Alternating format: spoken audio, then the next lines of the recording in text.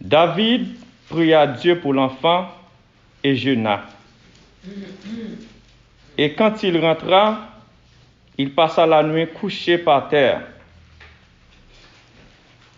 Les anciens de sa maison insistèrent auprès de lui pour le faire lever de terre, mais il ne voulut point, et il ne mangea rien avec eux. Le 7e jour, l'enfant mourut. Les serviteurs de David craignaient de lui annoncer que l'enfant était mort, car ils disaient, voici lorsque l'enfant était vivant, nous lui avons parlé et il ne nous a pas écoutés. Comment oserons-nous lui dire, l'enfant est mort? Il s'affligera bien davantage. David aperçut que ses serviteurs parlaient tout bas entre eux et il comprit que l'enfant était mort. Il dit à ses serviteurs, l'enfant est-il mort? Et ils répondirent, il est mort. Alors David se leva de terre, il se lava, soigné et changea de vêtements, puis il alla dans la maison de l'Éternel et se prosterna. De retour chez lui, il demanda qu'on lui servît à manger et il mangea. Ses serviteurs lui dirent, que signifie ce que tu fais? Tandis que l'enfant vivait, tu jeûnais et tu pleurais. Et maintenant que l'enfant est mort, tu te lèves et tu manges. Il répondit, lorsque l'enfant vivait encore, je jeûnais et je pleurais, car je disais, qui sait si l'Éternel n'aura pas pitié de moi et si l'enfant ne vivra pas. Verset 23. Maintenant qu'il est mort, pourquoi jeûnerais-je? Puis-je le faire revenir? J'irai vers lui, mais il ne reviendra pas vers moi. La deuxième lecture, 2 Samuel 19, 1, 9. On vint dire à Joab, voici le roi pleure et se lamente à cause d'Absalom. Et la victoire ce jour-là fut changée en deuil pour tout le peuple, car en ce jour, le peuple entendait dire, le roi est affligé à cause de son fils. Ce même jour, le peuple rentra dans la ville à la dérobée, comme l'auraient fait des gens honteux d'avoir pris la fuite dans le combat. Le roi s'était couvert le visage et il criait à haute voix, « Mon fils Absalom, Absalom, mon fils, mon fils !» Joab entra dans la chambre où était le roi et dit, « Tu couvres aujourd'hui de confusion la face de tous tes serviteurs qui ont aujourd'hui sauvé ta vie, celle de tes fils et de tes filles, celle de tes femmes et de tes concubines. Tu aimes ceux qui te haïssent et tu haïs ceux qui t'aiment, car tu montres aujourd'hui qu'il n'y a pour toi ni chef ni serviteur. Et je vois maintenant que si Absalom vivait et que nous fussions tous morts en ce jour, cela serait agréable à tes yeux. Lève-toi donc, sors et parle au cœur de tes serviteurs, car j'ai juré par l'Éternel que si tu ne sors pas, il ne restera pas un homme avec toi cette nuit. Et ce sera pour toi pire que tous les malheurs qui te sont arrivés depuis ta jeunesse jusqu'à présent. Alors le roi se leva et il s'assit à la porte. On fit dire à tout le peuple, voici le roi est assis à la porte. Et tout le peuple vint devant le roi. Cependant, Israël s'était enfui, chacun dans sa tente. Verset 9. Et dans toutes les tribus d'Israël, tout le peuple était en contestation, disant, « Le roi nous a délivrés de la main de nos ennemis, c'est lui qui nous a sauvés de la main des Philistins, et maintenant il a dû fuir du pays devant Absalom. » Parole du Seigneur. Amen.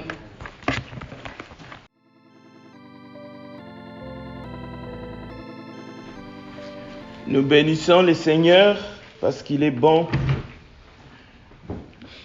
Le Seigneur, notre Dieu Tout-Puissant, pour sa grâce, sa miséricorde et ses bontés.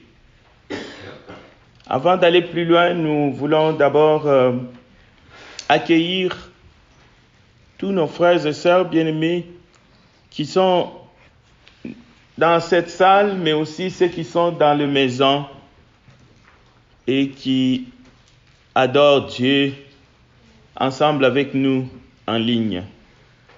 Et nous voulons saluer nos bien-aimés qui sont dans d'autres cieux, mais qui nous suivent ce matin à travers les réseaux sociaux, Facebook. Mais si vous allez écouter ces messages, que ce soit l'étude qui a été présentée par Frère Nélan, ou le message via YouTube, plus tard, eh bien, que Dieu vous bénisse et qu'il vous donne l'entendement nécessaire, afin que tous nous puissions marcher vers lui dans sa grâce et que nous cherchions seulement à faire sa volonté. Le mois de novembre, c'est un mois qui s'écoule inexorablement vers la fin. Nous sommes le 4e dimanche, le dernier de ce mois, et nous nous préparons pour entrer dans le dernier mois de l'année, le mois de décembre déjà. Et nous remercions Dieu pour ses grâces durant toute cette année. En même temps, nous restons vaillants, prudents, parce que le mois de décembre, c'est toujours un mois de turbulences, et nous prions que Dieu fasse grâce encore. Il y a eu des pertes énormes à cause de cette pandémie. On prédit encore 700 000 morts en Europe. Nous ne savons pas de ce côté de l'Atlantique, mais nous prions que le Dieu de grâce, que le Dieu de paix soit avec nous et qu'il soit avec les corps médicaux qui travaillent fort, avec tous les personnels dans le domaine de la santé, mais aussi avec toutes les familles, avec tous les citoyens de chaque pays du monde, afin que chacun puisse faire sa part, que chacun puisse prier son Dieu. Comme il a été demandé à Jonas, on l'a réveillé, prie ton Dieu, que chacun invoque son Dieu afin qu'il puisse agir selon sa volonté. Bien, nous avons été attentifs à toutes les études et messages et même aux méditations que nous avons pu reçues en ce mois de novembre. Les frères nous ont amené des sujets divers. La nouvelle vie en Christ, la nouvelle vie en Jésus-Christ, la grâce que Dieu nous fait. Avec les frères César, mais il y avait aussi le frère Eximon qui nous a parlé de l'affliction. Il y a le frère Patou qui nous a parlé de l'eau. Nous avons entendu un thème choc sur le racisme qui a été présenté par le frère Jean Panel. Révolus nous a parlé de la lumière du monde et le sel de la terre que nous sommes. Bientôt, et d'ailleurs bientôt, Vous pouvez trouver tous ces enseignements sur l'étoile. Et le frère Nélan vient de nous entretenir sur la vie. Alors, j'aimerais aussi remercier tous ceux qui nous ont conduits dans les méditations. Le frère Andy, le frère Étienne Garipi, Jérémy Ferrouzi. Nous pouvons, avec tout cela, nous dire que nous avons assez de la matière afin que nous puissions vivre dignement, comme cela est la volonté de Dieu. Prions ensemble. Nous te bénissons, Dieu Tout-Puissant, parce que c'est devant toi que nous sommes venus. C'est devant ta face que nous nous sommes rassemblés, parce que nous avons besoin de recevoir de toi grâce sur grâce. Ta parole est la vérité. Conduis-nous dans toute la vérité, parce qu'en elle, il y a la vie. Fais que nous puissions être réceptifs, que nous puissions chercher toujours à te plaire et que nous puissions servir dans ta vigne. Bénis ces moments et glorifie ton Fils au milieu de nous, notre Seigneur et Sauveur Jésus-Christ. C'est en son nom que nous avons ainsi prié. Amen. Amen. Alors, le thème de ce dimanche matin, c'est racheter le temps. Racheter le temps et ne le gaspillez pas. Le temps que Dieu nous donne, le temps qui nous est imparti de la naissance à l'éternité. Parce que ce temps ne finit pas et ne finira jamais. Nous pouvons passer d'une existence à l'autre. Mais ce temps, parce que Dieu nous a créés, il a mis dans ces corps son esprit. Et comme vous savez, l'esprit ne meurt jamais. Nous pouvons comme passer par une porte, quitter ce monde et rejoindre le Seigneur pour les uns. Mais les autres iront attendre le jugement dernier pour aller à un lieu qui a été préparé au diable et à ses démons. Mais nous voulons racheter le temps parce que ce temps est si précieux. Le temps est si précieux, ce temps ne nous appartient pas. Il nous est compté lorsque nous sommes dans ce corps. Ce temps nous est compté. Mais nous devons racheter le temps parce que les jours sont mauvais. Les jours sont mauvais. Depuis le 1er siècle jusqu'à aujourd'hui, les jours sont mauvais. L'impiété avance à grands pas. Le péché est célébré.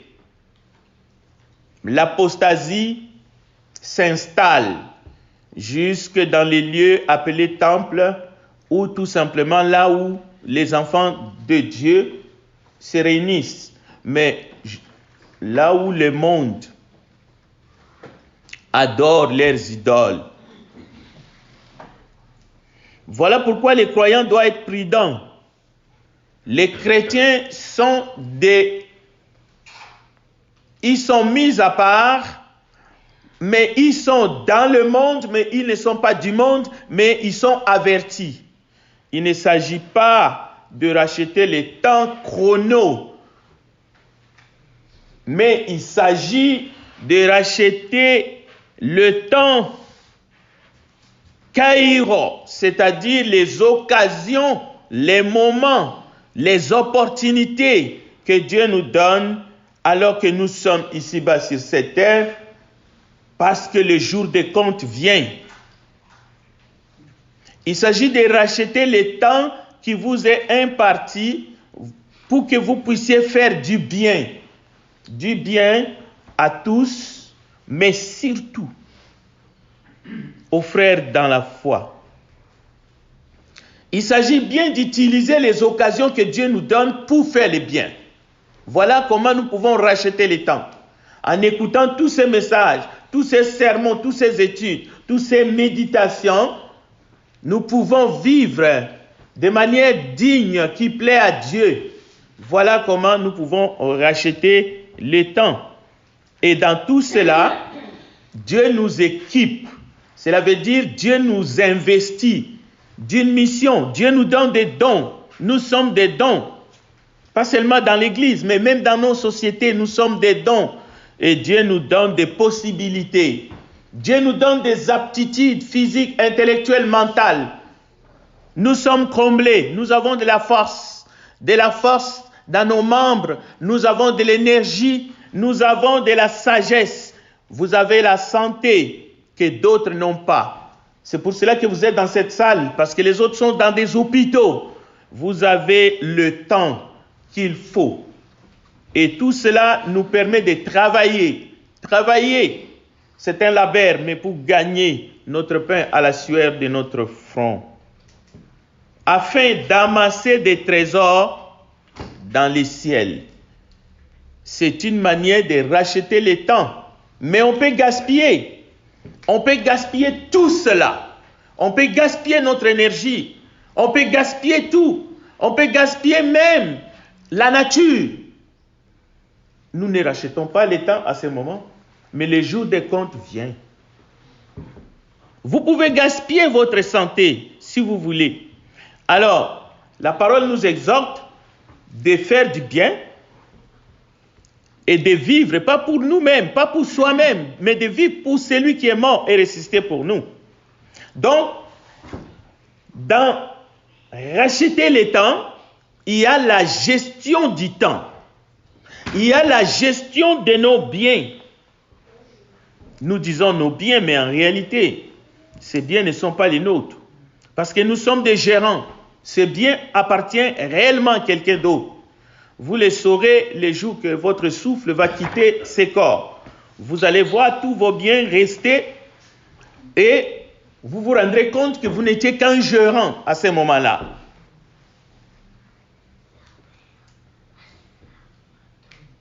La gestion du temps, c'est une source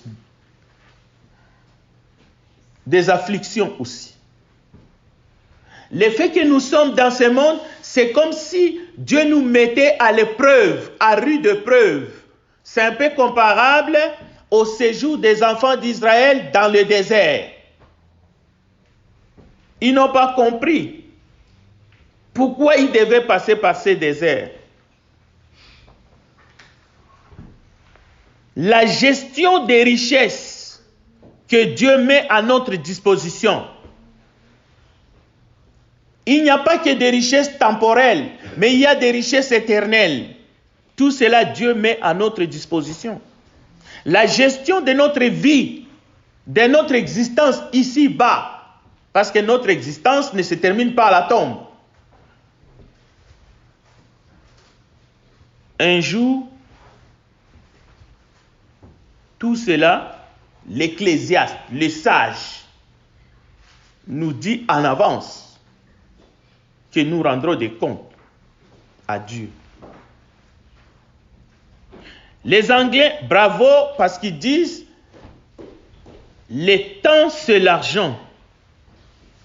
Cela veut dire une mauvaise gestion du temps, en réalité, selon, bibliquement parlant, c'est du gaspillage.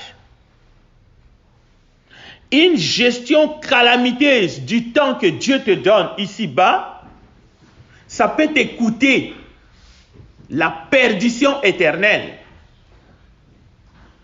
Même quand il s'agit du salut, il est question du temps, de saisir les opportunités.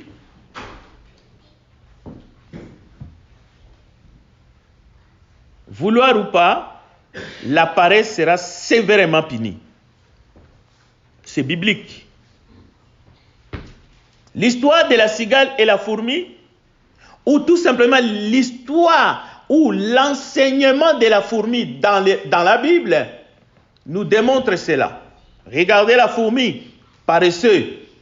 Non, la fourmi n'est pas paresseuse, Mais toi, paresseux, regardez la fourmi. Donc, les revenus, ce que nous disons non revenus, les richesses de ce monde, les richesses spirituelles, sont aussi source de bien des conflits et des malheurs dans la famille, dans la société et même dans l'église. À cause des dons spirituels, il y a eu cacophonie au sein de l'église de Corinthe. Nous savons cela. C'est pour cela l'Esprit est revenu pour enseigner à travers l'apôtre du Seigneur de bien gérer ces choses. C'est pour cela que le mois de décembre, nous allons parler de l'ordre dans les cultes, nous allons parler de la bienséance et de la bienfaisance. Même la question de la collecte a été reprise. Nous avons l'enseignement dans 1 Corinthiens et dans 2 Corinthiens. Et même dans Actes des Apôtres chapitre 2. Vous allez voir. La fraternité peut en souffrir aussi. Dans les nations, il y a des conflits. Il n'y a pas que des conflits dans les couples. Il y a des conflits entre les nations. À cause des convoitises, à cause des richesses.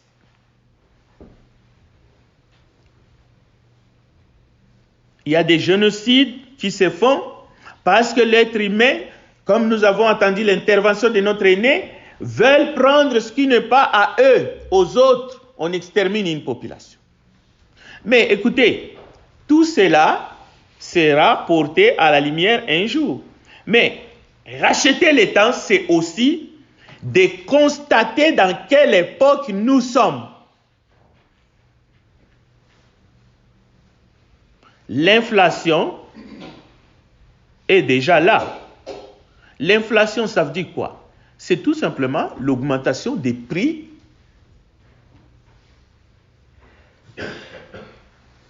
dans tous les domaines. Les loyers n'est plus ce qu'étaient les loyers il y a 12 mois. Les prix des loyers augmentent.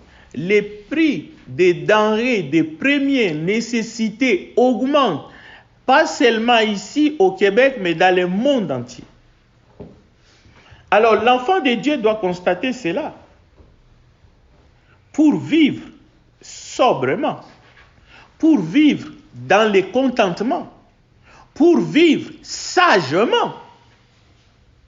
Mais si vous dites non, non, non, on doit vivre comme si rien n'était, on doit faire semblant, on doit vivre comme avant le Covid-19. Parce qu'on veut forcer les choses. On veut que les choses reviennent comme avant le Covid-19. C'est l'utopie. Vous allez perdre votre foi. Parce qu'à cause de ces jours difficiles, il y en a qui vont faire des compromis. C'est-à-dire, ils vont altérer leur foi. Celui qui n'était pas habitué à voler, parce qu'il craignait Dieu, ben, il va voler. Il va voler. Il va tricher son frère.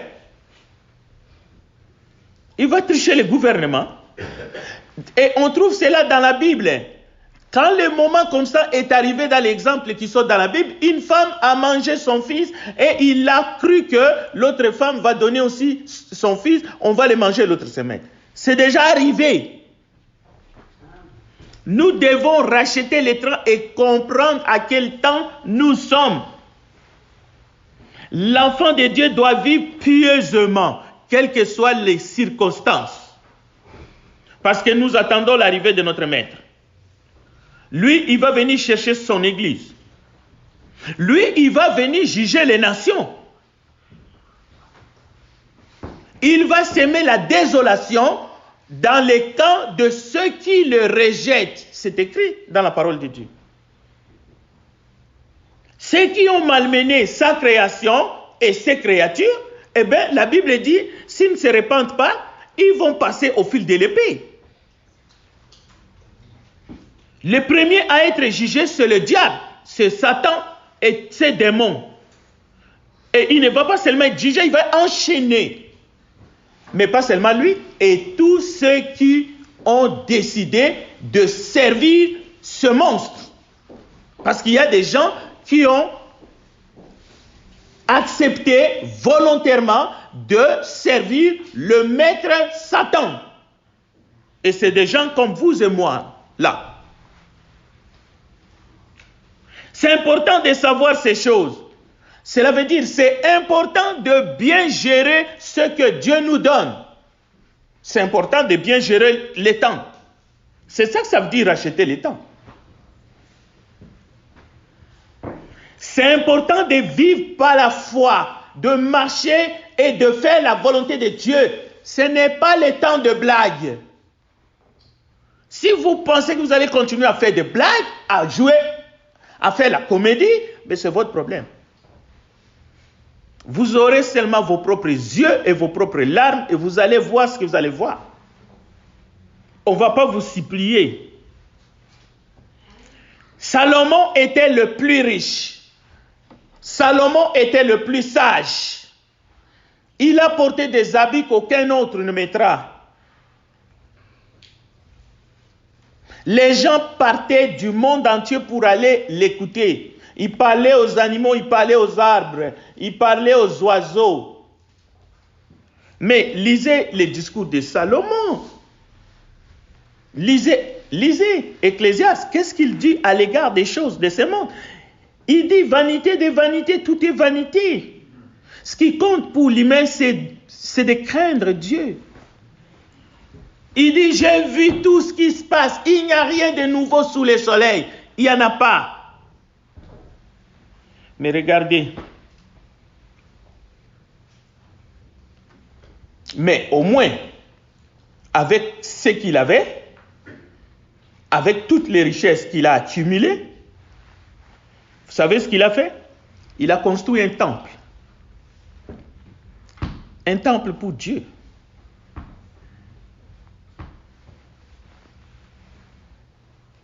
Un jour, avec tout ce que vous avez accumulé dans ce monde, avec tout ce que vous faites, avec toute la force que Dieu vous a dotée, on vous demanderait qu'est-ce que vous avez fait avec. Ou qu'est-ce que vous aviez fait avec. Vous avez construit une maison, un palais, mais pour toi. Avez-vous soutenu l'œuvre de Dieu? Avez-vous été là où Dieu a voulu que vous soyez? Bon.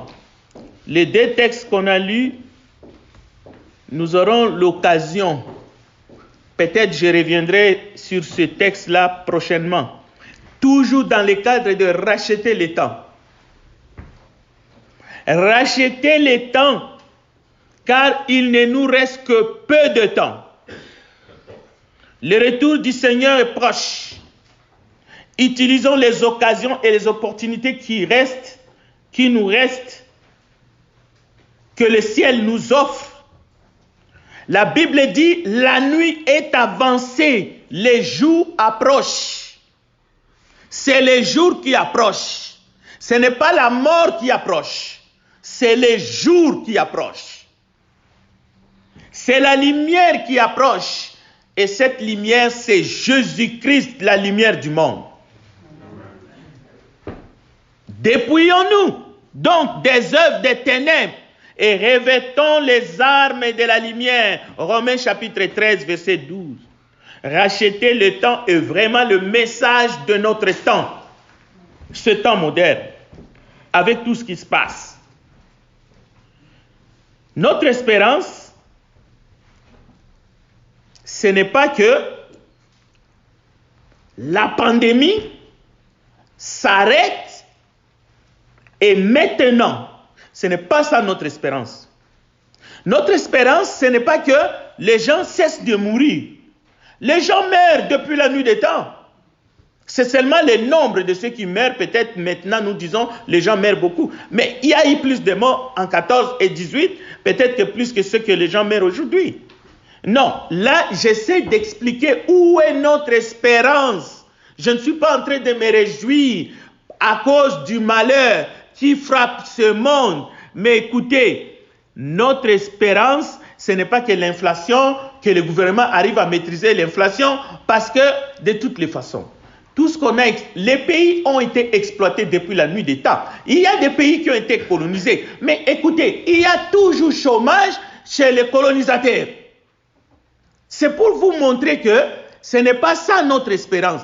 Notre espérance, c'est le retour proche de notre Seigneur.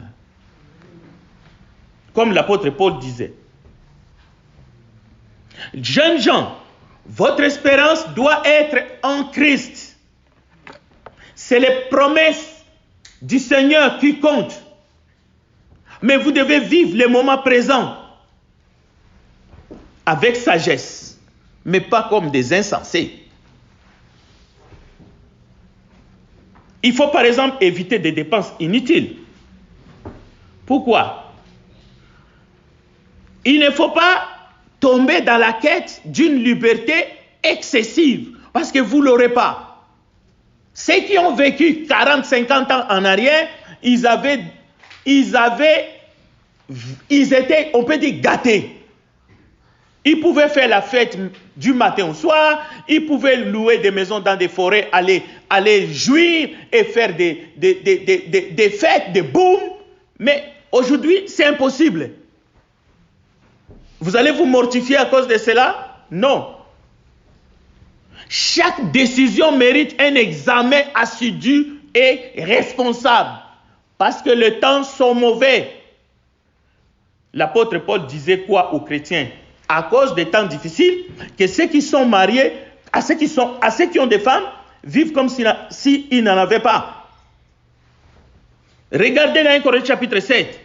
Pourquoi est-ce qu'aujourd'hui nous ne tenons plus le même langage? Parce que les temps sont aussi mauvais. Alors les chrétiens doivent vivre sagement. Celui qui ne connaît pas Dieu, il peut aller de revendication à revendication, ou il peut aller chercher à créer son propre monde, sans loi. Nous devons tous réapprendre à nous contenter de peu. D'ailleurs, le contentement, ça fait partie des critères pour un enfant de Dieu. Mais pourquoi nous devons apprendre et réapprendre le contentement? C'est pour que nous ne puissions pas faire des compromis avec le diable. Parce que demain, quand on va vous dire maintenant, et vous reniez votre foi, on vous met un cachet sur le front, sinon vous n'achetez pas la viande. Mais je crains que ceux qui se disent chrétiens acceptent. Savoir comment affronter les épreuves de la vie réelle, mais tout en restant chrétien, tout en marchant dans la foi. C'est ce que les premiers disciples ont fait. S'ils l'ont fait, nous pouvons les faire. Vivre de manière digne en toutes circonstances, n'est pas donner l'avantage au diable. Pourquoi? Parce que le monde est sur son déclin. L'homme va vers sa destinée finale.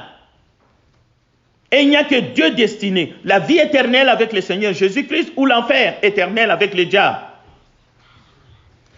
Dieu maintient son plan du salut. Le plan du salut, la grâce de Dieu est encore possible. Quiconque veut le pardon de péché, oui, c'est possible. Mais avec droiture. Nous ne devrions pas vivre comme des insensés. Nous devons racheter les temps car les jours sont mauvais. Éphésiens chapitre 5, verset 16. Alors, comprenez quelle est la volonté de Dieu. Comprenez quelle est la volonté du Seigneur. Comprenez quelles sont les choses que Dieu a préparées en avance pour que nous les pratiquions. Ne tombez pas dans n'importe quoi et ne faites pas n'importe quoi. Les temps sont mauvais. Soutenons l'œuvre de Dieu. Servons Christ le Seigneur avec empressement, avec enthousiasme, avec foi, et non pour soi-même, et non avec paresse, et non avec des inquiétudes. Il y a des gens qui sont inquiets à mourir. À mourir. Écoutez, le péché c'est le mal par excellence. Et le mal par excellence domine le monde. Nos amis sud-africains pleurent, mais ils pleurent à larmes chaudes. Ils sont isolés. On a fermé des frontières partout. Alors que c'est eux, par leur propre bonne volonté, ils ont averti, oh, il y a un nouveau variant. Boum, on ferme les frontières partout, leurs avions ne peuvent plus atterrir et ils ne comprennent pas. Pourquoi? 2 poids, 2 mesures, parce qu'avec la Chine, ce n'était pas le cas. Ce n'était pas le cas. Les avions chinois continuaient à atterrir partout dans le monde. Mais on vous dit non, oui, d'accord, c'est pour prévenir. On ne veut pas faire l'erreur du passé. On peut comprendre cela. Mais comprenez les autres. C'est ça qui arrive lorsqu'on s'affole. C'est l'hystérie totale maintenant. Imaginez que vous étiez à l'extérieur, parce que vous vous préparez de sortir, et tout d'un coup, l'avion dans lequel vous êtes ne peut pas atterrir. Comment est-ce que vous allez vous sentir? Mettez-vous aussi à la place des autres. Bien. Pourquoi les gens se séparent-ils? Ne devrait-on pas rester amis? Ne devrait-on pas vivre ensemble? Ne devrait-on pas rester unis éternellement? Nous avons vu, ce n'est pas seulement les couples qui se séparent, les amis se quittent. D'accord? Même les pays, les nations se ferment les frontières. Donc, c'est une situation qui n'est pas réservée qu'aux couples mariés. Mais nous verrons, c'était le cas de David. Et nous allons essayer d'étudier cela solennellement, comme je l'ai promis. Vous allez comprendre le message qui est dans la vie de ce grand roi David par rapport à ces points précis. Je rappelle, avoir compris, David n'envisageait en aucun cas la séparation avec son fils que Bathsheba, la femme de Uri, avait enfanté pour lui. C'était tout simplement inadmissible pour lui. Il a supplié Dieu, il a pleuré, il a jeûné, il a quitté le lit, il a dormi par terre. La volonté de Dieu a été faite. L'enfant est mort. Absalom, c'est un autre fils de David. Mais qui voulait le trône? Lui voulait le trône sur lequel son père était assis. Lui, il a fait la guerre contre son père. Mais son père, étant celui qui était loin, il avait des soldats à sa disposition. Toute une armée. Josias, c'était un commandant. Mais Absalom, il avait des gens, des traîtres, comme partout, qui se sont ligués avec lui pour renverser David sur le trône. Et qu'Absalom puisse prendre le pouvoir. Trahison. Les hommes trahissent. Vous pouvez être trahi par la personne qui est assise à vos côtés.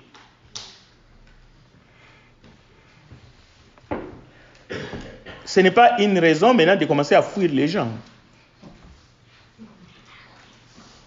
Ce qui va arriver, c'est que lorsque David apprend que son fils Absalom est mort sur le champ de bataille, David commence à pleurer. Mon fils Absalom, mon fils Absalom, mon fils Absalom. Pourquoi moi ne suis-je pas mort à ta place? Tout Israël est tombé en deuil au lieu de fêter une victoire.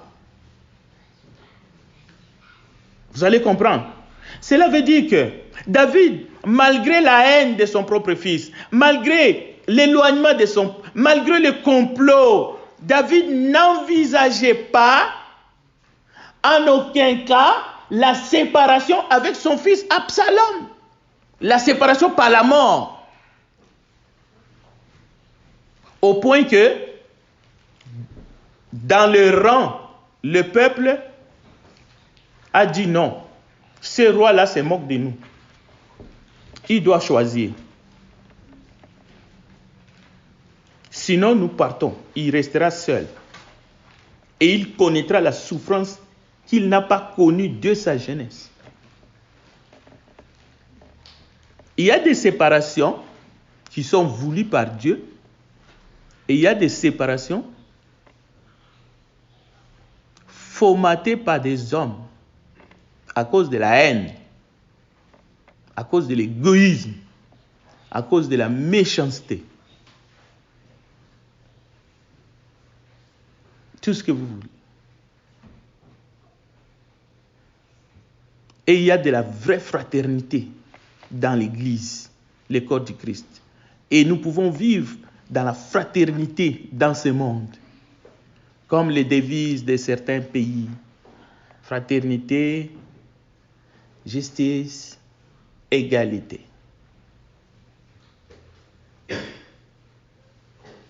Que Dieu nous aide. Que Dieu nous aide à comprendre son message. Nous y reviendrons le moment venu. Chantons le chant d'appel et nous allons demander la grâce de Dieu. Que Dieu vous bénisse.